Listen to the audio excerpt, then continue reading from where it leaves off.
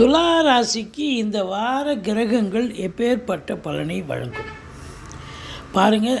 7ஆம் இடத்துல செவ்வாய் இருக்கிறார், சனி பார்வையில் இருக்கார்.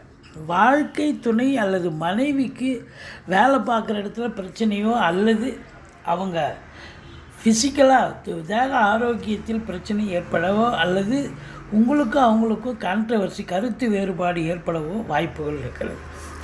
இருந்த போதிலும் 2ஆம் இடத்தை குரு பார்ப்பதால் குடும்பத்தில் அமைதி, நிம்மதி, சந்தோஷம், குதூகலம், நல்ல பண வரவு, பொருள் வரவு நிச்சயமாக உண்டு. 4ஆம் இடம் அப்படின்னும்போது இந்த 4ஆம் இடத்தை குரு பார்ப்பதால் வண்டி வாகனங்கள் விற்பது வாங்குவது, சொத்துக்கள் விற்பது வாங்குவது தொடர்பில் இருக்கும் அன்பர்களுக்கு நல்லதே நடக்கும். படிக்கும் குழந்தைகள் நல்லா படிப்பாங்க, எந்த குறையும் கிடையாது.